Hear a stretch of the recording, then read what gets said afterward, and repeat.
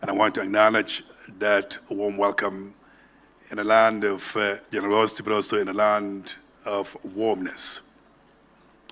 What I want to do in this keynote speech is to share with you 4 key messages. And one is to acknowledge together the problems that we face when it comes to climate crisis, what is that we're doing as a fund, but also collectively what we can do to be part of the solution. And like in any panel, I always like to be provocative with some food for thought, which I hope the panel members will take on and hopefully give us some insight, how do we address those challenges. And like in any conversation, it's important to make a commitment. And I also want to make a commitment on behalf of the fund and what we can do, again, to sustain the efforts that have been done so far. With regard to the problems, if there's any doubt that we are faced with the climate crisis, I think the videos that we watched at the beginning of the session is indeed a reminder of the impact that we have on the flood, particularly in this part of the world, which has tremendous consequences in the lives of many people in this part of the world. But the same problems also happen in the Caribbean, in Africa, in other parts of the world, where the tropical cyclone, the flood, and all the disasters that we've seen here happen in other parts of the world, as such, what they have in common, there's a human face to climate crisis. These are the lives of people who are affected. These are the communities who are actually affected in a day-to-day life and livelihood. But there's also the infrastructure that need to be rebuilt, and particularly in countries that are struggling to meet the needs in other areas that are equally important. So you can imagine this crisis is an additional burden to most of the countries that are actually faced with this climate crisis. And that is why this kind of conversation, not only it's important, it is a conversation we should have for many, many years to come to make sure we can come up actually with sustainable solutions in addressing this climate crisis. Now, the solution is a combination of actions. What we do as a fund is part of it, but it's a bigger picture. I think number one, our fund has seen the day because of global solidarity. And I've seen some of the members here in the audience, my good friend Rajit, who has been part of the civil society over decades. They've been making the case that the countries that contribute less to climate changes unfortunately happen to be affected by climate change, so therefore we need to come up with the fund that's entirely dedicated in addressing the challenges of climate change, in this case, the crisis that I talked about earlier.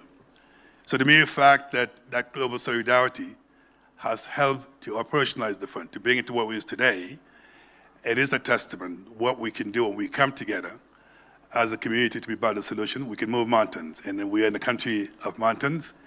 Certainly that global solidarity is extremely critical. Now, that global solidarity got us to where we are today. We need to use that global solidarity to maintain the momentum of what made this fund actually a possibility, so that the communities, the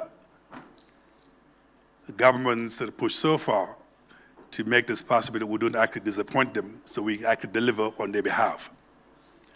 I think the second part of the solution is how do we actually empower the government so they can be really on the forefront and making sure that we may provide the support, we may provide the funding, but ultimately for this solution to be actually sustainable, it's extremely critical that the government is actually at the forefront in assessing the demand, the needs.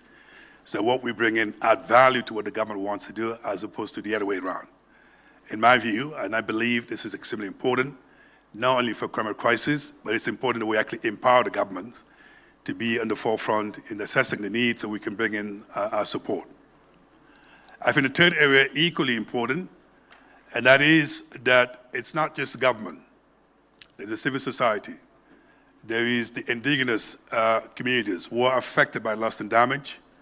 It is extremely critical in our intervention, in my view, and make sure we can be inclusive and transparent in reaching out to those communities so that all of us combined will actually play our part so we can address losses and damage, as I say, because of the human face and what it affect many communities. Now, on our side, as a fund, we're also doing our part. And that is to say, out of the funding that's already been mobilized, What can we do to begin to at least initiate some early intervention so we can begin to actually make the fund relevant to the number of countries that expect so much from us? And that is why at our last board meeting in Barbados, our board has decided to launch an initiative of $250 million out of the fundings that have been mobilized so far, which we call the Barbados Implementation Modalities. And that is our way of saying it is important. We began to actually intervene, learn the lessons, provide the necessary corrections so that as we mobilize more resources, we can be actually more effective. Now, in that Barbados initiative, one of the things that's extremely important, and it's not just launching an initiative, what are the access modalities we're going to put in place, respond to the demand, the expectation of the countries, so that we can provide funding where actually needed, as opposed to announcing millions of dollars that are not accessible to those who need them the most. And that is why, as we speak, my office is working on the modalities, working with the different stakeholders, and making sure that when we're ready to make a call for proposal, we actually provide the fund that's actually accessible to those who need them. Equally important, and that is, as the moderator has stated earlier, $763 million is way below the demand in addressing loss and damage in the most vulnerable countries. It's in the billion. So as we actually initiate early intervention, we need to think about the bigger picture. And that bigger picture is the long-term resources, is intervention that can be effective, impactful for the countries, so we don't actually disappoint them.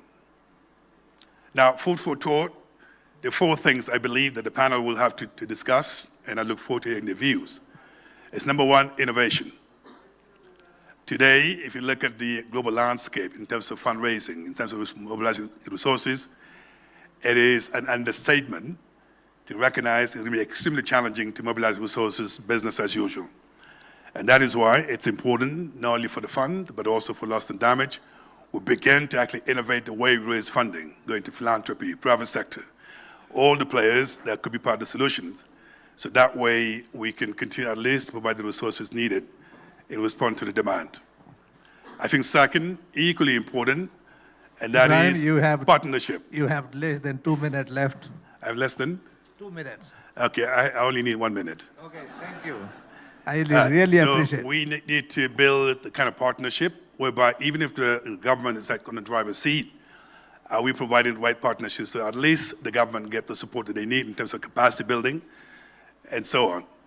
Last but equally important, and that is, I hope in your discussions, to think about that not one fund alone can actually provide all the solutions. So in the name of complementarity and coordination, how do we actually coordinate with other funds so we avoid duplication of efforts as we intervene with the countries? My last message is our commitment to continue engaging with all of you to make sure we get it right. We cannot fail the millions of people in the European countries that expect so much from this fund. And as they say in Nepal, let's just make sure in the spirit of Nepal, no one is left behind, particularly the community in the mountains, who they expect so much from us. We're ready to play our part, and I hope you can play our part so we can support the most vulnerable countries across the developing world. Thank you very much. Now, given the context of climate loss and damage, there have been learnings in the past on PDNA because it was, as I mentioned, about 15 years back it was developed. Since then, it has never been sort of reviewed thoroughly and changed thoroughly. So there have been learnings during this whole process. One is, of course, this non-economic losses issues, slow onset events, and also another third dimension is conflict sensitivity. The disasters happen in all kinds of contexts. So there have been gaps on the PDNA methodology which exists as of now. And since last year, because the PDNA is basically owned by the whole UN, it was developed by the UN system together with other partners. So now the process of reviewing the PDNA process, integrating slow onset events, non-economic losses, conflict dimension is being undertaken, and it's being undertaken with the various UN agencies and partners. For example, UN Women is leading on gender issues, UNICEF and WASH, WHO on health. Likewise, number of other UN agencies are involved, and they are all contributing to revision and updation of PDNA. So this is an ongoing process, and we are very hopeful that by the probably early 2026, we will have more revised and updated version, which will respond to the needs of climate loss and damage. And we see very good connection there, because PDNA, as I mentioned earlier, is a process owned and led by the government. And then when we plan recovery strategy, which includes short-term and long-term strategies, there we also identify the financial needs. And that could be a pathway to connect it with the fund for responding to loss and damage and also other sources of finance which the government can access.